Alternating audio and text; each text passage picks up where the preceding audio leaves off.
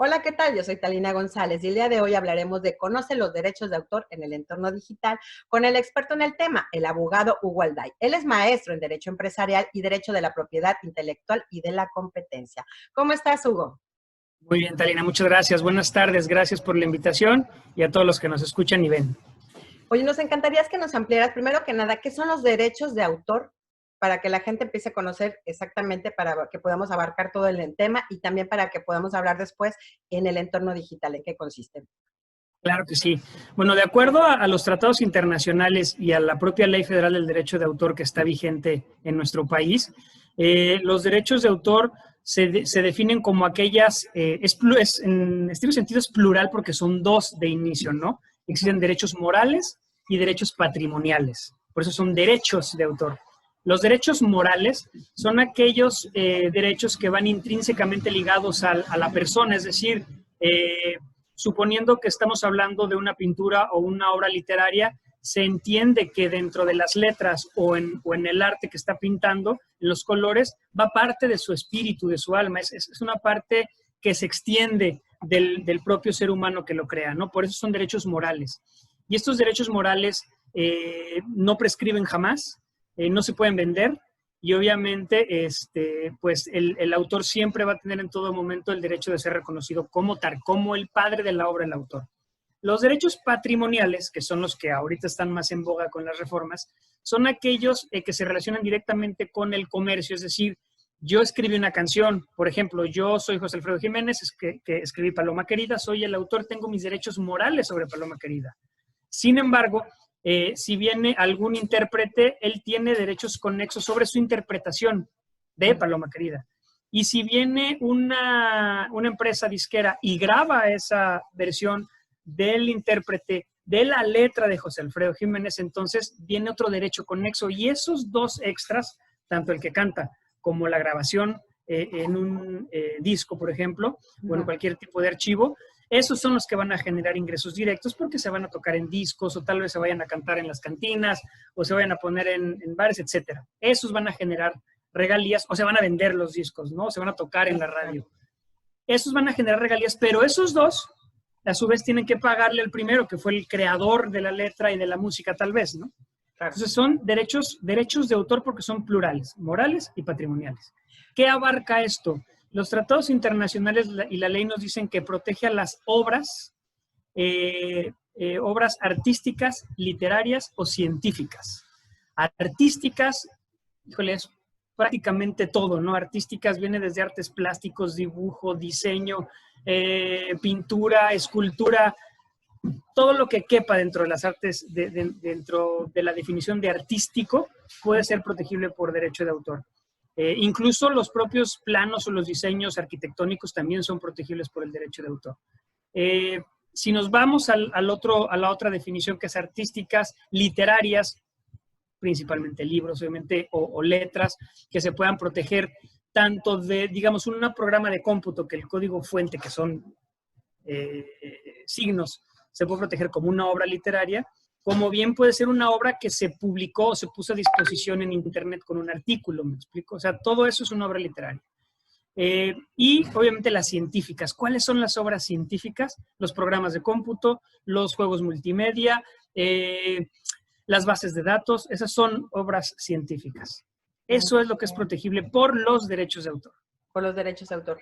Oye, una pregunta. Por ejemplo, en el caso de José Alfredo Jiménez, que es uno de los grandes compositores de nuestro país, siguen vigentes los derechos de autor y las regalías se le van a la familia. En este caso también aplica, me imagino que para los creadores de literarios, o sea, de literatura, de todas las artes, como dices, se pasa ese dinero a la familia. Así es, ese recurso o esas regalías que se generan por la explotación de la obra, del libro, del software, de la página web, de lo que sea que se esté explotando, las campañas publicitarias, de hecho, también se pueden explotar de esta manera.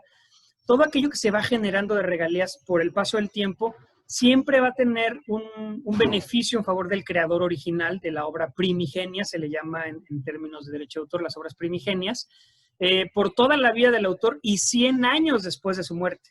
Durante esos 100 años, la familia, los hijos o quien haya decidido en su testamento el señor o la señora, son los que van a recibir esos ingresos durante esos 100 años. Después de los 100 años ya son de dominio público, ya cualquiera puede utilizarlos para cualquier cosa.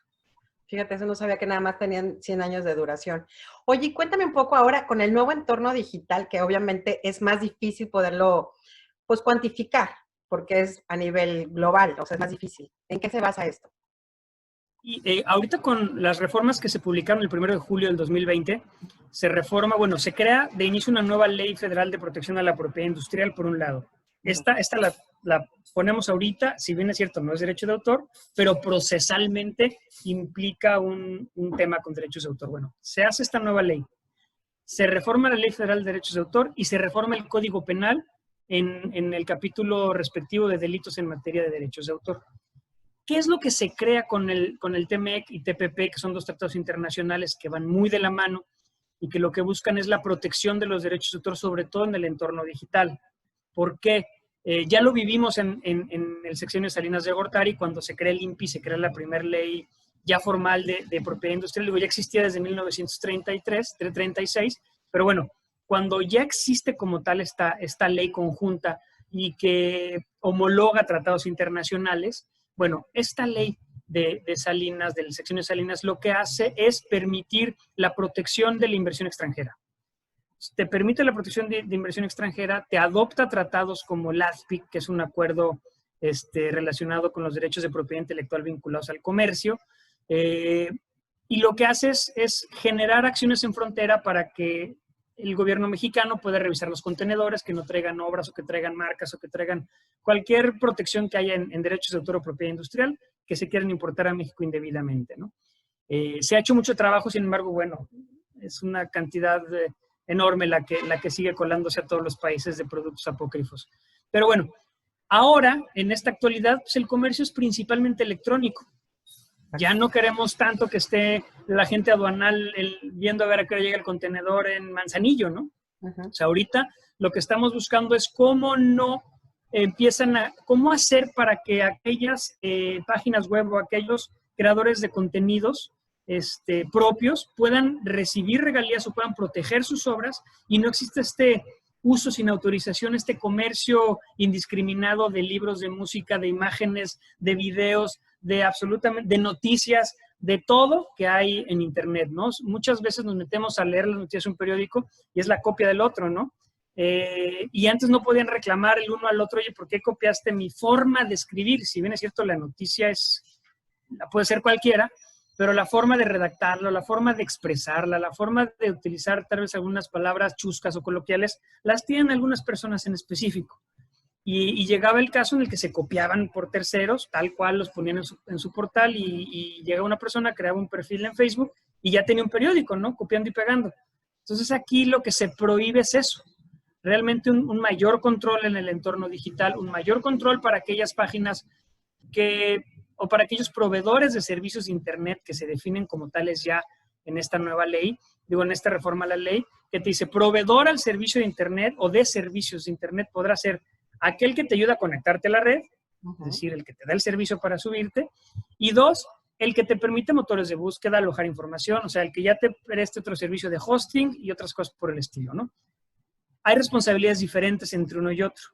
Y la ley te dice, no será responsable el proveedor, la nueva ley, el proveedor de servicios de Internet, siempre y cuando existe un particular que le diga, oye, yo no estoy de acuerdo porque estás reproduciendo una fotografía que es mía en tal página. Y aquella empresa que la tenga alojada, bueno, tendrá que o bajar esa parte o bloquear ese acceso a esa música o a esa película o a ese diseño o a ese lo que sea que está protegido por un tercero, ¿no? Claro. Y esto le va a dar la oportunidad a aquel que le bloquearon la página de contestar y decir, no, sí es mía, ¿no? Pero aquí le empieza la ley a darle distintas facultades y responsabilidades a los proveedores de servicios de Internet. Como sucede hoy en día en las redes sociales, si nosotros nos quejamos de alguien y le decimos, oye, fíjate que fulanito de tal está haciendo alusiones o apología del delito desde su Twitter, ¿no? O desde su Facebook. Automáticamente esta información lo que hace es que llega al órgano concentrador de la red social y le va a decir cuáles son los requisitos características, si tienes que enviar una prueba, si tienes que enviar un correo, etcétera, y se inicia un procedimiento, digamos, in-house del propio proveedor del servicio de Internet o del propio proveedor del alojamiento o del motor de búsqueda, ¿no? Si no se cumple ninguno de ellos y sigues afectando derechos de autor y no bajaste la página, y etcétera, y el afectado lo puede acreditar al Instituto Nacional del Derecho de Autor mediante una infracción en materia de comercio o una infracción, en derechos de autor o una infracción en materia de comercio en el Instituto Mexicano de la Propiedad Industrial, ahí ya tiene problemas el proveedor de servicios. Te pongo un ejemplo muy, muy rápido. Hoy, con esta nueva normalidad que está por iniciar, existe una gran cantidad de empresas, de hoteles, etcétera, que otra vez echaron a andar sus páginas web, están empezando a hacer reservas, empezaron a crear un sinfín de páginas clonadas, ¿no? De todas las empresas, copian todos sus diseños, copian sus promociones, copian absolutamente todo, es un clon de la página web. Le invierten durante algunas semanas, nada, hacen anuncios en algunas plataformas o redes sociales y van a enganchar a alguien. No a alguien, a muchos alguienes. Estos van a engancharse, oye, está padrísima la promoción, vámonos a Cancún y nos va a costar tanto. Y resulta que ellos pagan a través de PayPal o de cualquier sistema electrónico y el dinero se va, nadie sabe dónde. Y finalmente llegan aquí con sus maletas y no hay reservación. No hay tour, ni existe la empresa, ¿no? Esta clonación de páginas web que se ha vuelto un monstruo, sobre todo en Los Cabos y en Quintana Roo. No teníamos muchas herramientas para detenerla. Iniciábamos acciones administrativas, iniciábamos acciones ante el INPI, ante el INDAUTOR. Finalmente terminamos en la Fiscalía General de la República, pero estaba muy complicado llegar a poder bajar las páginas web. Hoy en día, el mismo hotel afectado puede iniciar el procedimiento en línea. Claro, falta que se habiliten en todas las prestadoras de servicios, todos los proveedores de servicios de Internet, habiliten esta herramienta. Claro, sí, porque las páginas obviamente tendrías que, el delito primero está fuera del país, porque son gente que compró de Estados Unidos, de Alemania, de otros lados, entonces era muy difícil comprobar para hacerlo delito penal como fraude, ¿no? Entonces, eso me parece maravilloso que por fin hayan hallado una forma, valga la redundancia, para encontrar a los delincuentes, aunque sea a través de los derechos de autor, ¿no? Así es, y sobre todo, si ya inicias el procedimiento en Indautor y brincas a la infracción en materia de comercio, logras acreditar que yo pagué o que hubo un movimiento económico, que hay un fin de lucro, que lo hay en casi todas, ahí automáticamente es una infracción en materia de comercio y vas al INPI. Y dentro de la nueva ley del INPI, que está relacionada con el Código Penal nuevo. La nueva ley del INPI establece como facultades del instituto la posibilidad de bajar, bloquear o cancelar páginas web como unas medidas precautorias. Entonces, antes de iniciar el procedimiento, acreditas y le pides INPI, bájame esta página, y garantizas, y con eso el INPI la tiene que bajar. Entonces, es de dar tantas vueltas a Fiscalía y a todos lados, te lo facilitan de una manera impresionante. Esta es la Hay que ver cómo funciona, pero bueno, ya está en la ley. Eso es de lo primero que hace en el entorno digital, ¿no? Esta nueva reforma. ¿Qué otro tipo de reformas se aplicaron en este derecho de autor? Aparte de... Sí, también se amplió la protección a derechos conexos. ¿Qué son los derechos conexos?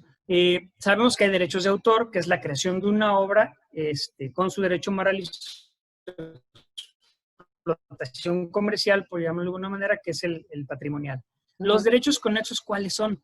Las de todos aquellos que comentamos en un momento, que cantan, que recitan, que actúan, que participan en la obra, etcétera. Todos estos derechos conexos se incluyen en la reforma, estaban de nombre y era muy complicado poder pelear en la Fiscalía de manera específica porque está muy genérico y tenías que acreditarle al Ministerio Público que un derecho conexo también abarca el derecho que tiene el que sale en la telenovela que es explotado en el hotel, ¿no? Entonces, ahora sí está específico en qué rubros o en qué aspectos se pueden violar derechos conexos. No sé si recuerdes, hace unos meses, a principio del año, si no me equivoco, EGEDA, que es una sociedad de gestión colectiva, que en su momento antes de ser sociedad de gestión colectiva, ellos como una SA empezaron a actuar en contra de los hoteles con juicios civiles por la explotación de obras audiovisuales de programas de televisión, documentales, etcétera, en los cuartos de los hoteles, porque no era el objeto principal de su negocio. Dicen, oye, tú rentas cuartos y das de comer, pero si dentro de tu menú o dentro de tu oferta dice televisión, quiere decir programas que son míos y estás obteniendo un lucro y yo no te autoricé, pues me debes. Y sí, o sea, son derechos conexos que vienen de derechos de autor, pero era un poquito complicado llegar. Ya había sentencias de tribunales federales, pero ahora el INDAUTOR ya lo señala directamente en su ley, lo brincan lo plasman directamente en el Código Penal Federal, y ahora sí, cualquier violación que se haga de interpretaciones, de ejecuciones de obras de teatro, de programas de televisión sin autorización y sin pagar regalías, pues Ya tienen una puede consecuencia. estar bastante complicado, ¿no? Ya estaba en los tratados, así es. Ya estaba en los tratados, pero no estaba en la ley. Ya, fíjate qué chistoso. Ahora ya está. Empezamos por la segunda parte para empezar la primera. Rarísimo. Así Oye, es. y por ejemplo, ay, si la pregunta, y por ejemplo, todas esas páginas, ¿qué pena pueden tener? ¿O económica o, no sé, a lo mejor de cárcel, si llegan a violar el derecho de De autor? inicio, sí, claro, depende qué tipo de violación sea y qué acción se inicie, porque se inicia una acción de infracción en materia de comercio ante el INPI, por ejemplo, te van a multar, caro. El INPI multa muy, muy caro. Pero además, si te bajan la información o te aseguran las televisiones, que puede ser, llegan al hotel y embolsan las televisiones, ahí no las vas a poder utilizar hasta que se resuelva el fondo del asunto, que puede tardar un tiempo, ¿no?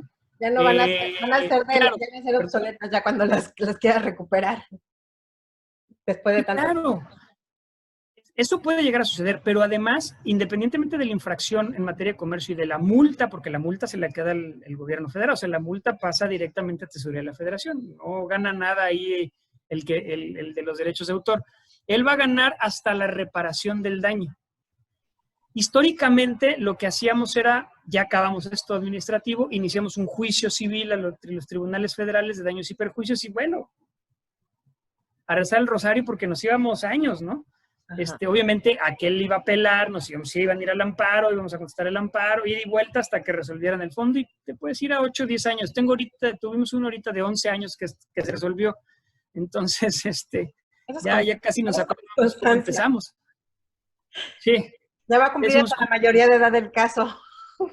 Ya. Pero bueno, así son, por desgracia, cuando ya hay peloteo de ambos lados. Eso pasa con muchos temas en piratería. Contratan abogado que le sabe a la materia y empieza el peloteo de los dos lados y mientras tanto pagan fianza y pueden seguir violando derechos. Ahorita ya no. ¿Por qué? Porque se establece con esta reforma que el INDAUTOR también podrá, por un lado, iniciar un procedimiento de arbitraje, que eso ya estaba, pero bueno, hacer un procedimiento de arbitraje para resolver el fondo. Si no están de acuerdo, ya pueden solicitar el actor o el afectado directamente en el INPI, si es una infracción en materia de comercio, es decir, si hay dinero de por medio, iniciar un procedimiento de daños y perjuicios. Ya no hay que ir a esperar hasta el tribunal, ya no hay que esperar ida y vuelta al Olimpo y para abajo, sino que ahora sí lo puedes hacer directamente ante el INPI. Y el INPI es el obligado a tasar, ¿ok? ¿Cuál fue la violación? ¿Cuánto tiempo duró? Y el mínimo es el 40% de lo que hayan generado de ingresos o lo que haya costado cada producto infringido, ¿no? Entonces, hay un tema interesante con el cual pueda resarcirse el daño a los afectados. Ahora sí, y es mucho más ágil. Ese tema es fundamental. Oye, en el caso de, por ejemplo, de los derechos del autor, ¿qué nos recomiendas para que la gente registre? Porque es importante tener un registro previo, porque después la comprobación me imagino que tarda mucho más. ¿Qué es lo que nos recomiendas o a dónde se puede dirigir la gente? Para el registro de derechos. Sí, lo ideal es si puede meterse en el buscador de su computadora, en internet, y ponen indautor.gov.mx, y ahí en Indautor hay una parte que dice registros. derechos de autor, registros. Entramos a registros y vienen todos los formatos. ¿Qué tipo de obra quieres? Literaria, de música, cinematográfica, todas. Ahí vas a poder descargar la solicitud. Viene un menú para explicarte cómo se llena la solicitud, cómo la tienes que imprimir, porque tienes que imprimirla por ambas caras. Firmas y hay varias opciones. La primera es presentarla aquí en la Secretaría de Educación del Estado con una copia adicional que se queda aquí, lo demás se va a México. Eso tiene generalmente tardan un tiempo en llegar, en acusar recibo y en concedértelo. Y la otra forma es directo en correos certificados. ¿Por qué? Porque como lo establece la ley de procedimiento administrativo, si yo presento un escrito ante la Administración Pública Federal, el CEPOMEX, se entiende como la fecha de presentación aquella que la deposité. Y voy con CEPOMEX a que lo mande directamente al INDAUTOR, a la autoridad correspondiente, y me lo regresan por la misma vía. O sea, ahí lo que hemos hecho nosotros es por ahí, es mucho más rápido, regresa el registro y tenemos la constancia que tarda en obtenerse 15, 20 días. Ah, pues es muy rápido. Es muy rápido, el derecho de autor es bastante rápido. Los costos son muy accesibles, son alrededor de 200 pesos por el registro de una obra. Piden, eso sí, muchas copias de documentos de identificación, 2 ejemplares de la obra, varios documentos que se tienen que acreditar, porque un ejemplar se lo queda el INDAUTOR y el otro te lo regresan con su sello respectivo para saber qué número tienes de expediente. Y a partir de ahí comienza la protección, la vigencia de esta obra, y es 100 años del autor o del último de los coautores y después de su muerte, ¿no? O sea, a todos aquellos compositores les sale barato porque 200 pesos a una pelea después de autoría te vas a tardar. Claro. Oye, claro. No, dime.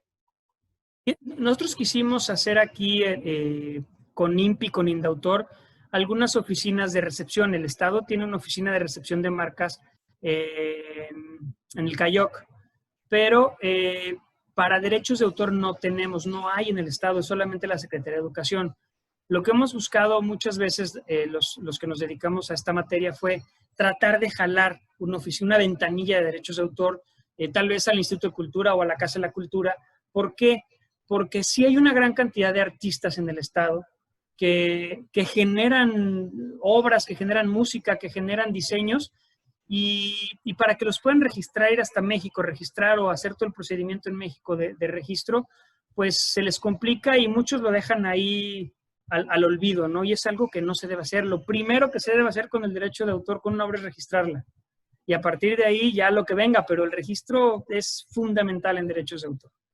Ya. Oye, por ejemplo, en el caso del portal de Caribe Empresarial, si uno saca una nota, ¿tendría que registrar nota por nota? No. Ahí conlleva todo lo que se genera dentro del portal. No, y además cada nota, por ejemplo, trae el autor, ¿no? O alguien escribió tal cosa, o este artículo lo escribió una persona, o este reportaje lo hizo tal, ¿no? Reconociéndole la autoría a los que participaron en ese específico documento, no pasa nada. Lo que sí es importante son las fotografías. Claro. Ha habido muchos asuntos aquí en Benito Juárez de imágenes que se copiaron de internet, se pusieron en un periódico, por ejemplo, y de repente cayeron y le dijeron, a ver, hay un delito porque hiciste una reproducción indebida de una obra protegida por derechos de autor y cuello. Y para salirse de ahí, cuando ya se acreditó con una página web o con un documento impreso que cuesta o que costó una cierta cantidad, pues es muy complicado, ¿no? Es cansado, es tortuoso y si nos podemos cuidar tomando otra fotografía, ¿para qué agarrar una que no es nuestra? Claro. Y por ejemplo, si pertenecen a portales y están hablando de gobierno, de personajes o de funcionarios, ¿también aplica esto? ¿Aún cuando son funcionarios? No. Sobre todo en noticias, ahí me voy a brincar un poquito en noticias, nos establece la Ley Federal de Derechos de Autor que no hay, no se violan derechos de autor cuando se tocan temas de actualidad. Eso pasa mucho con las noticias. Como estamos hablando de temas de actualidad, de temas de novedad, específicamente dice noticias, o cuando se haga crítica, no sé, de alguna película, de alguna obra, etcétera, no se violan derechos de autor. en ese sentido, nada más señalar con fundamento en tal o tal vez al final en el aviso legal de la página, poner que la página reproduce noticias, temas de actualidad, crítica de conformidad al artículo fulano de tal de la Ley Federal de Derechos de Autor, que establece que no hay violación. Punto. Ah, ok. Perfecto. Con eso. Voy a ponerlo. Sí, no, es muy sencillo, ¿eh? Así como hay que poner prohibida la reproducción total y parcial, o parcial, también hay que poner ese otro cintillo al final. Es que luego vemos, digo, puedes comprar también las notas por medio de una agencia, pero veo que algunos copian y pegan automáticamente igualito a lo que tú publicas. Entonces sí es importante, primero el respeto, ya después el derecho a la propiedad intelectual, ¿no? Claro, sí, sí, sí. Eso pasa mucho. ¿Quieres agregar algo más acerca de este tema, Hugo? Yo creo que es importante que conozcamos bien cómo es la reforma del tema de proveedores de servicios de Internet y los mecanismos de protección, porque nos habla la ley de unos mecanismos de protección, es decir, los discos van a poder tener algún tipo de mecanismo con el cual no pueda quemarse, los videojuegos también, ya van a poder tener en México este tipo de protección, algunos ya la tenían, pero bueno, es ahí un software que se utiliza para que no se puedan quemar, ¿no? Se inhabilitan los discos. Y existen obviamente los delitos para aquellos que se dediquen a quitar esos mecanismos y poder hacer copias, como sucede en Tepito, con gran cantidad de videojuegos y cosas por el estilo. Bueno, adentrarse y conocer bien esto. Ha habido muchas manifestaciones en redes, sobre todo, que están en contra de la reforma porque dicen que se está limitando el derecho al libre conocimiento o al acceso a la información, que es un derecho humano y es un derecho constitucional, pero también el derecho de autor es un derecho humano y es un derecho constitucional. Y aquí hay que ponderar, si no existe protección a los autores o a los artistas, entonces no va a haber producto que puedas leer mañana, ¿no? O novela o película que puedas ver mañana si estás matando a los que producen. Entonces, siempre hay que ponderar eso y darle la importancia que realmente tiene. Claro, porque es muy fácil copiar o bajar un libro y después repartirlo y todo, ¿y dónde quedan los derechos de la persona que lo creó? O sea, después no va a tener dinero para crear más cosas. Eso es. Y más que nada ahorita que está dando mucho más en el sentido de la cuarentena, ¿no? Sobre todo, las copias a través de la red, desgraciadamente. No te escucho. Bueno, eso es importante. Yo solamente dejar eso. Ok. Pues muchísimas gracias. Que es importantísimo. ¿Qué? Es que... nada más, gracias. Es que no nos poníamos de acuerdo. Lo que pasa es que se te fue por un momento el audio. Pues muchísimas gracias, Hugo. ¿Quieres agregar algo más? Pues nada más agradecerte y pues estamos a sus órdenes y pues cuidemos derechos de autor, que es importantísimo. Y pueden buscarlo en Hugo Alday Asociados, ¿no? Tu empresa, que donde pueden también acudir y pueden, si tienen alguna duda, pueden responderla con él directamente, Hugo Alday. Te agradezco mucho, que tengas un excelente día. Igualmente, muchas gracias.